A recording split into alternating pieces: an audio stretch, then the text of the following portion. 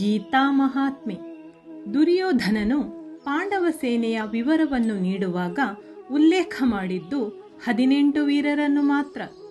1ನೇ ಅಧ್ಯಾಯದ 3ರಿಂದ 6ನೇ ಶ್ಲೋಕದವರೆಗೆ ವಿವರಿಸಿದ 18 ವೀರರು ಯಾರೆಂದರೆ ದೃಷ್ಟದ್ಯುಮ್ನ, ಸಾತ್ಯಕಿ, ವಿರಾಟ, ದೃಪದ, ದೃಷ್ಟಕೇತು, ಚೇಕಿತಾನ, ಕಾಶಿರಾಜ, ಪುರುಜಿತ್, ಕುಂತಿಭೋಜ, ಶೈಬ್ಯ, ಯುಧಾಮನ್ಯು, ಉತ್ತಮೌಜ, ಅಭಿಮನ್ಯು, ಪ್ರತಿವಿಂಧ್ಯ, ಶ್ರುತಸೋಮ, ಶ್ರುತಕೀರ್ತಿ, ಶತಾನೀಕ ಮತ್ತು ಶ್ರುತಕರ್ಮ.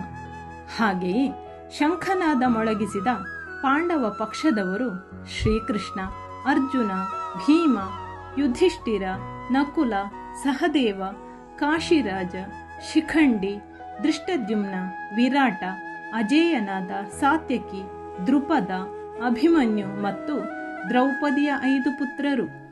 ಇನ್ನು ಕೃಷ್ಣನು ಪಾಂಚಜನ್ಯವನ್ನು, ಅರ್ಜುನನು ದೇವದತ್ತವನ್ನು, ಭೀಮನು ಪೌಂಡ್ರವನ್ನು, ಯುಧಿಷ್ಠಿರನು ಅನಂತ ವಿಜಯ ಎಂಬ ಶಂಖವನ್ನು, ನಕುಲ ಸಹದೇವರು ಸುಘೋಷ ಮತ್ತು ಮಣಿಪುಷ್ಪಕ ಎಂಬ ಶಂಖವನ್ನು ಊದಿದರು. ಗೀತೆಯಲ್ಲಿ ಈ 6 ಶಂಖದ ಹೆಸರನ್ನು ಮಾತ್ರ ಉಲ್ಲೇಖಿಸಲಾಗಿದೆ. ಇವುಗಳು ಮಾತ್ರ ಸದಾ ಪೂಜನೀಯವಾಗಿದ್ದುದರಿಂದಲೇ ಮಿಕ್ಕುಳಿದ 2 ಕಡೆಯ ಮಹಾವೀರರ ಶಂಖಗಳ ಹೆಸರನ್ನು ವ್ಯಾಸರು ಉಲ್ಲೇಖಿಸಲೇ ಇಲ್ಲ. ಹರಿ ಓಂ.